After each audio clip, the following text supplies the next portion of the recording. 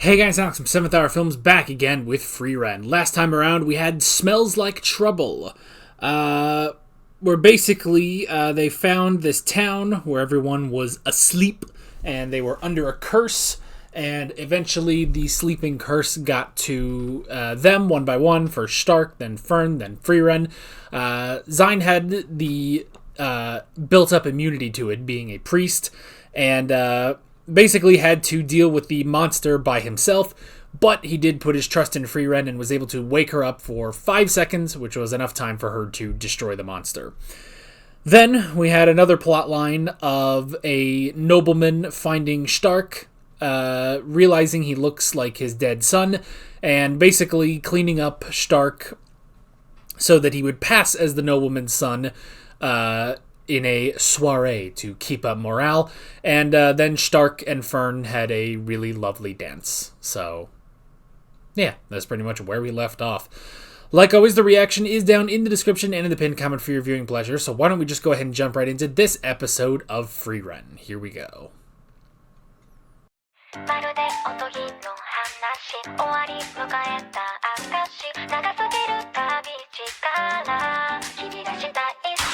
Alright, Guerrilla Warrior. Well, fair enough. You know, it's kind of the thing of like... Okay, this is... I can't think of better examples, but this still works. You know the band... The Band? Have you ever heard of this band? Let me look it up, make sure it's all nice. I know of this band because they are referenced in JoJo's Bizarre Adventure. Yeah. They are referenced in JoJo's Bizarre Adventure because the hand is a stand in that, and it's named for the band. Yeah. The Band. Now, if you do look up the band on Google like I just did, it's very easy to get to it.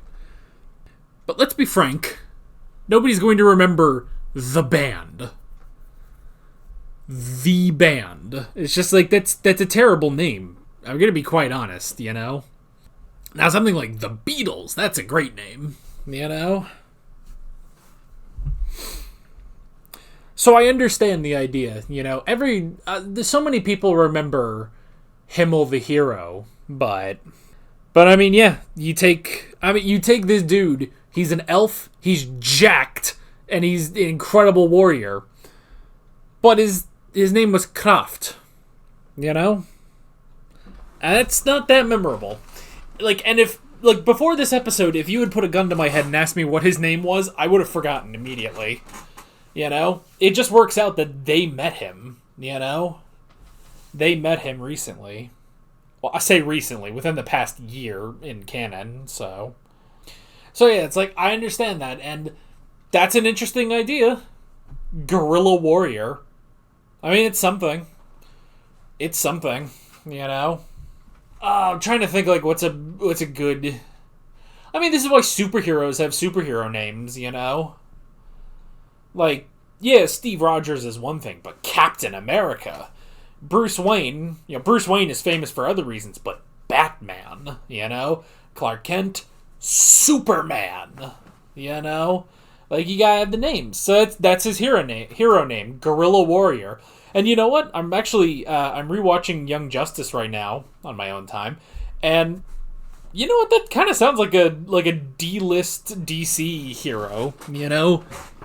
I am Guerrilla Warrior. It sounds like the name of a comic book character that, you know, he's kind of niche. He's kind of niche, but, you know, still interesting. Has some decent stories, and Sony would make a movie out of that doesn't include Spider-Man, and overall probably isn't that good, or is hilariously weird like Venom. So that's what I'm getting out of Guerrilla Warrior. But hey, people remember that when there's no other people with a ridiculous name like that. Guerrilla Warrior and Goatee Priest. That's something. It is interesting too, because while it is true, it's like Kraft does kind of look like Gorilla, Zine really looks like that priest, you know? Like, that's uncanny how much they look alike, but...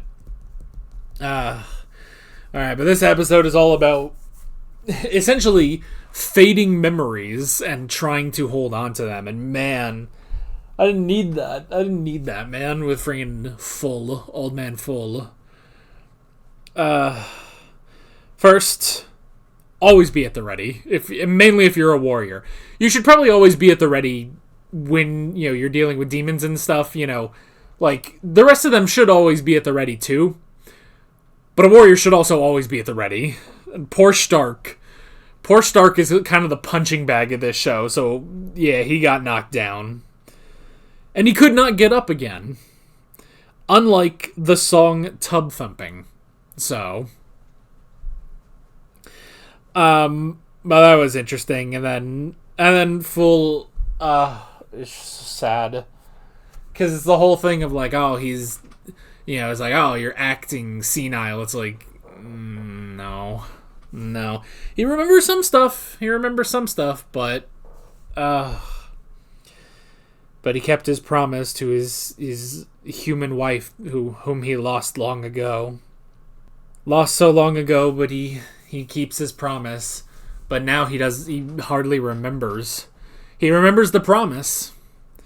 He remembers the promise that he keeps.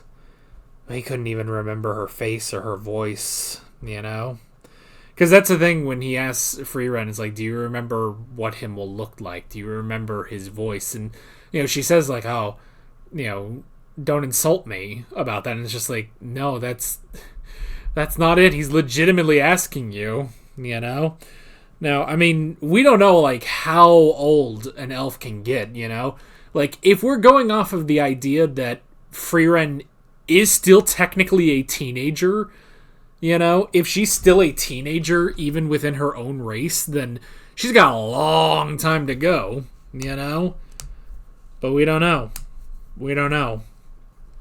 I mean, she remembers Himmel and Hyder and Eisen, and she remembers Flamma.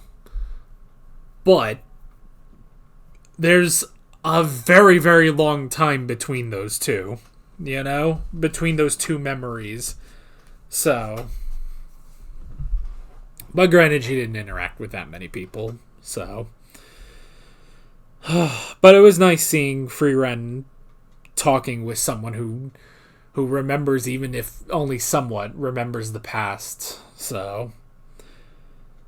It was nice. It's always nice to see Frieren smiling. Because it honestly, it happens kind of rarely. Not that she's, like, sad or angry or anything, she just has, that's her default face. It's like me, honestly. This is generally my default face, which you do normally see this, like, during the reaction, like, as I'm waiting for something to happen. I'm just...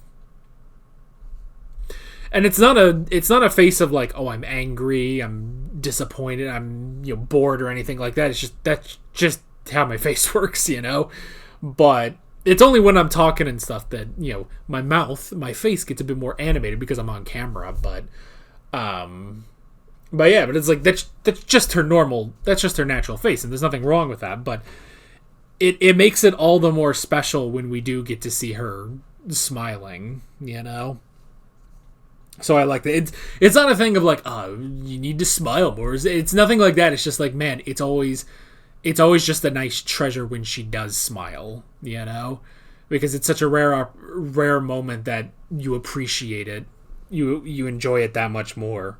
And yeah, and that moment too, when it's like, I'm looking forward to you defeating the Demon King, so that we may live in the era of peace and prosperity my wife dreamed of. And it's like, oh, you've been living in that era for 80 years, You've been living in that era for 80 years, but now he doesn't remember. But even still, while he may not remember that, he still has his hope, And that's good. And he trained Stark. So Stark has leveled up while we were here, which is good. And then I did like that moment too at the end where when they're leaving and he says, I had a dream about my wife last night. And it's like, oh, that's so good. It's such a nice thing. It's like, there is the meme of like, when people say like, oh, I had a dream about you last night, everybody thinks it's a sexual thing, but no, you fought valiantly and you died by my sword. It's just like, I get that so hard, it's like, I understand that so much. It's just like, yeah, sometimes, dude, my dreams are the weirdest, my dreams are always like the weirdest thing where I'm like in an airport. I'm like in an airport about to get on a plane in a car, and like it's a plane that takes cars to like Japan or something. So you can basically fly to Japan with your car, and like there are no like seats in the plane. It's just your car. You just sit in your car the entire time.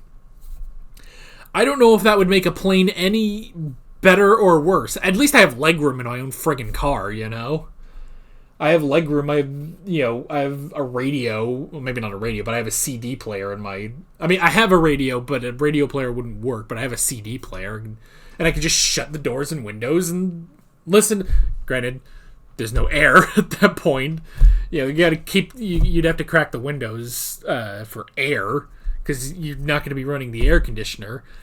Anyway, the point is, and then like a zombie apocalypse breaks out. Like, that's what my dreams are, Actually, I remember in high school I had a dream about the zombie apocalypse, and my friend was there. And yeah, it was not a sexual thing. We were in a school bus running over zombies, I've derailed the conversation. Let's get back on track. Also, the whole thing with the car and the plane, that still wouldn't help me in particular, because I get airsick. I get airsick from the dramatic takeoff and landing, that rapid shift in altitude. That messes with me too hard. I hate flying now. So, back on topic. Speaking of memories, we did have the whole thing with Zine trying to find Gorilla Warrior. I do like that, and yeah, it's an interesting thing. I mean, hey, he's still out there. That's a good thing. It's like it seems to be that he's not dead. But now Zine has a problem, because where he thinks that Gorilla is so far out of the way. Now my immediate thought is, oh no, is he going to have to go on his own? If I were to guess, I would think they might be like, no, we're gonna go with you, and we're gonna go there and find your friend, Because while yes, it is out of the way, at the same time, it's like, but you're part of the team, Like, if Stark needed to go somewhere, or, like, Fern needed to go somewhere, we would go there, And Zine is part of the team, so I'm thinking that's what we're going to do, but I don't know. Maybe. It would be kind of weird, though, to just ditch him, at this point. It's like, we've had him for, like, I don't even know how long, like, maybe 4 episodes, and it's just like, it'd be weird to just kind of ditch him now. So, I don't know. I don't think we're going to ditch him, though. So, we'll have to see. We'll have to see what we do. But yeah, really, really good episode. Curious to see where we're going next time. But that is basically it. With all of that being said, I'm Alex from 7th Hour Films, and I will see you guys next time. Take care. Alright guys, thanks for watching this video. There's a bunch of links on screen if you want to go click around any of those. There's a playlist with all of my Frieren reactions, as well as another video you can go click on if you want. There's also a subscribe button and a Patreon button on screen, as well as other links in the description if you want to go check out any of those. See you guys later.